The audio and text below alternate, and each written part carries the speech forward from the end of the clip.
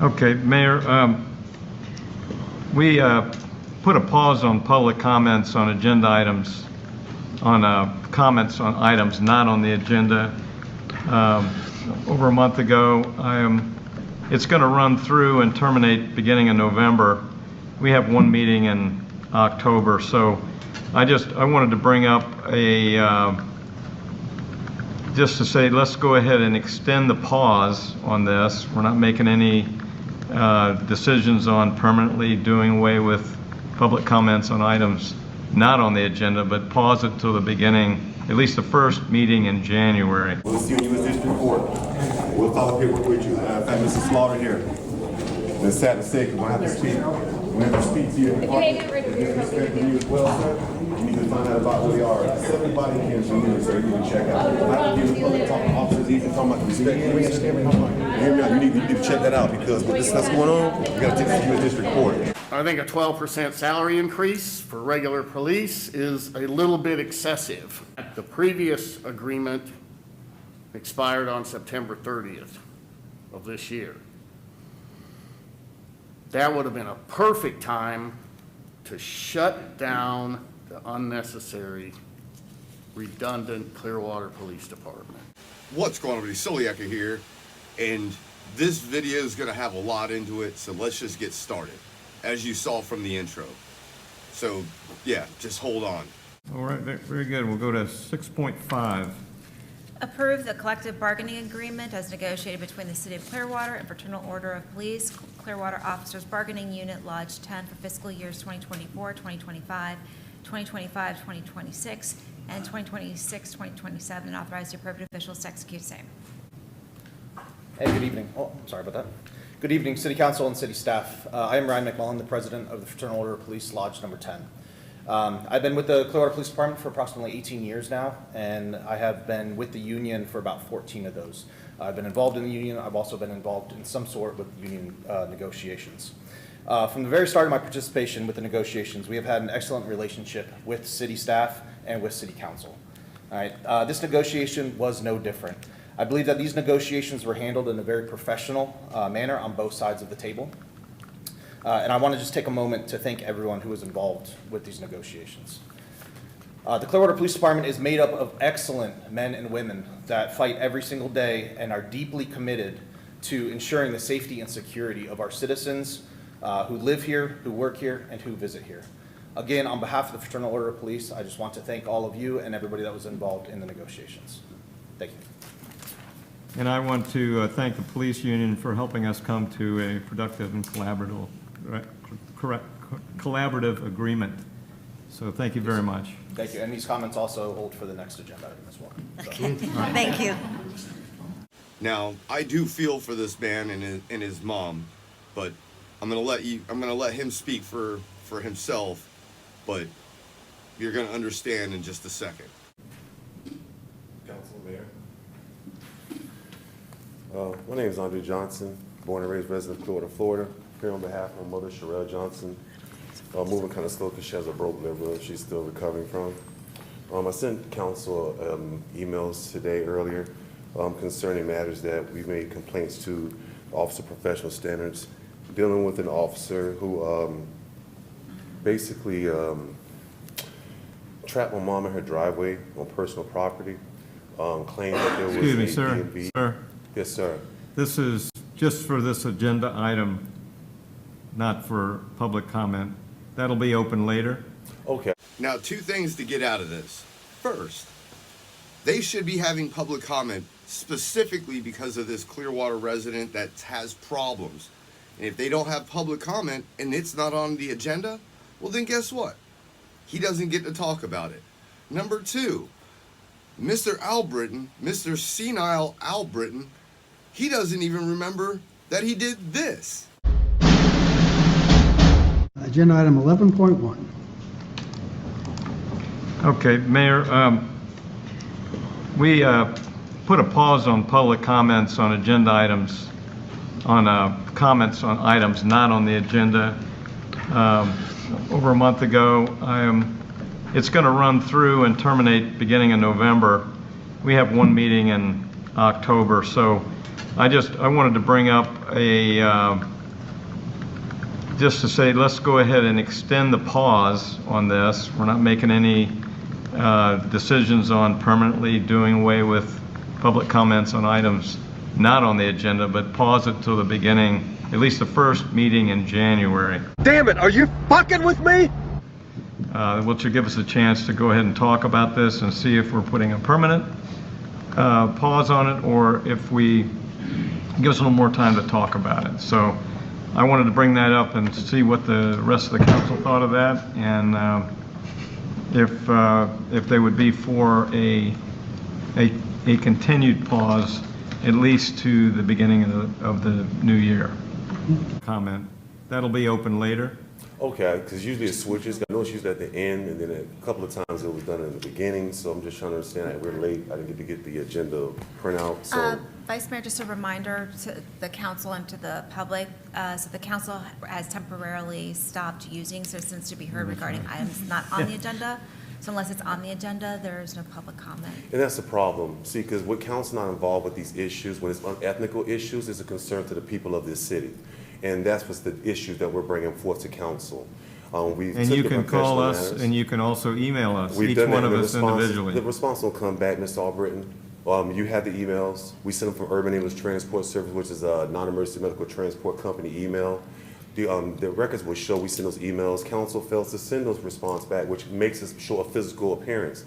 So if council did take the time to respond to those emails, we wouldn't be here physically. Okay. Yes, I will have links in the description below and the pinned comments. So if you need to try to reach out to try to have them listen to your whatever issues that you seem to have, whether it be in Clearwater or their tyranny, the links will be in the description. So if council could do that, we wouldn't make that an issue. But we'll wait to the end of the agenda to bring up these documents so you have them for your records. Okay. I wasn't able to send those to you. Thank you, council. All right, thank you. Any other public comment on this agenda item?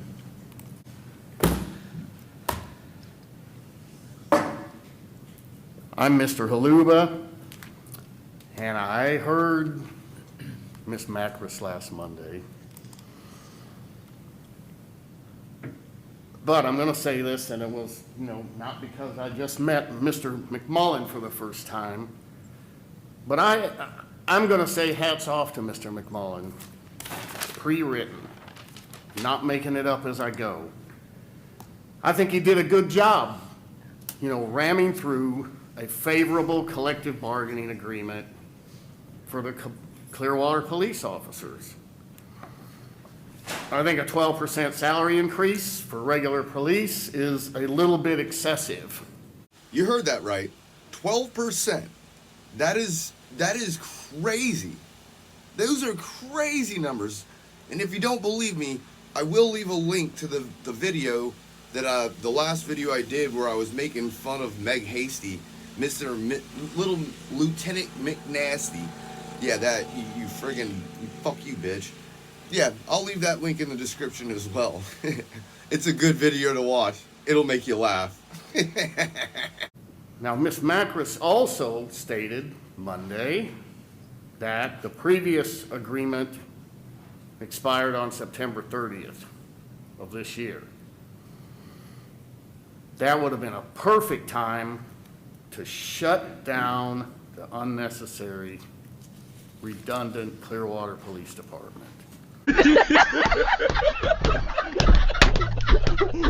Perfect time to contract law enforcement with PCSO. I really, wonder if, since this agreement is so favorable, to the police, that maybe Mr. McMullen, smelled blood and went for the kill. But no matter my opinion, I think he did a good job, and I wish him continued success. Now, this is the part where the black gentleman, he was up there trying to, give his public comment, and he wants to give him papers, and, I'm going to let him, once again, I'm going to let him do all the talking, because he does a really great job. I forgot to add, this part of the video comes from Cammed Up Caveman. go over to his channel. Make sure you subscribe. Appreciate the council for hearing us out. Thank you. Let the city see how well public record. Thank you. We'll see you in district court. We'll follow paperwork with you. In fact, Mr. Slaughter here. And it's sad to say, because we're going to have to speak. We have to speak to your department. If you respect you as well, sir, you need to find out about who they are. 7 body cams in here, so you need to check out. Not to give the public talking officers, even talking about the respect. Hear me out. You need to check that out, because with this stuff's going on, you got to take this to your district court. This is from Lieutenant Hayes. You hear me? Because you don't waste time and try to come up here and do unnecessary stuff. Well, it's for the whole council. See, I'll take copies of this. okay, the unprofessionals, that's crazy. And right in the public eye, they just sat here and told my mom they would let her speak, but then they didn't. She's a frontline at Warren Plant Hospital. So if you show up at Warren Plant Hospital, let's say we give you the same respect back. That's ridiculous. And that sergeant right there, Mr. Stiff, I'm gonna keep my eye on him, because he seems to have a body language that wants to be intimidating, like as the man spoke of. This bullying, body language intimidation. But again, sir, my mom is 71 years old. For her to be stopped on her private property and be lied to and have her tag taken, Florida Police Department does not seize tags. My mom went 24 hours later to DMV on Gulf Debate show, was not a seized tag. She had to come out of her pocket $400 to get a new tag, sir. If that was done with any of these individuals, they'd be ready to go through.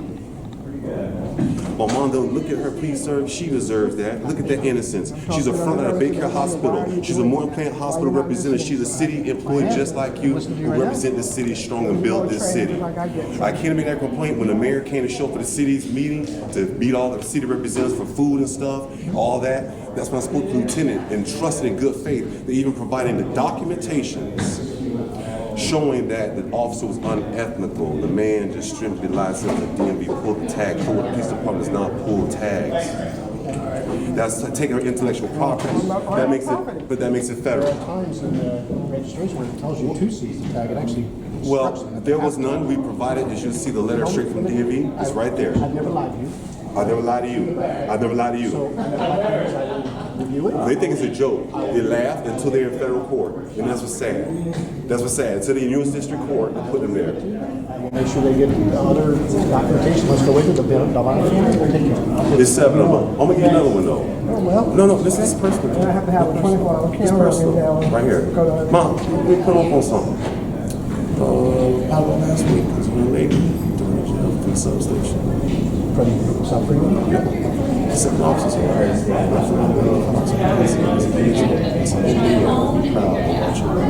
7 men, and the little girl is about 5'2", 20 pounds. And she has mental health issues. So, no, I'm telling them this. So it took for me to get a bond to get these. The sergeant, he can't get enough. So as I spoke about going to council, it was just fun. I said that you don't have to walk and see anything you do. So I just mentioned that. I said, we got Mr. Strong, the council there, Mr. Bruce Rector, but Mr. Strong had no control of us. This is the mentality that's being brought throughout the department. Would you even stepping up, sir, for even the younger generation, for that? Your name means nothing no more. Your face is clear right well. The work that you put in. I do too. But what I'm saying is, they feel so comfortable to speak, and they don't even know my position that I play in the city. So 7 body cams you can review. Officer Gray was there, I think it was. You could ask him about it, ask him his name, refused to give his name. I told him I'm going to bring him up so he can tell me the name of the officer. All right, now that we did our business, how's the kids? We're supposed to go to federal court on that. And it's sad, man. Yeah, well, right now, what's involved in that? The assistant state attorney will place an investigation for unethical behavior. So Lori O'Connell had to step in because he's under investigation. That's been brought to U.S. District's attention now. So he had to be removed from the case. It's that serious. So we got to start spending time in U.S. District Court, federal court. But, they think it's a joke until they end up there. And then they have to ask for representation from the union, or either Mr. David's going to pull up, or Michael Fiono. So, it's just crazy, man. I shouldn't have to go through all that. You met the type of person I am. I know. Very straight up. Take care. I appreciate you. If I don't see you after Christmas, Appreciate you, next ride. Straight up. Sorry. Ease up. Yes, come talk another man. I know I'm fine. Very good, sir. Trust me. 3 law schools I've been to. Very professional. Thank you. I work with the pen. I put people in federal court. Good night.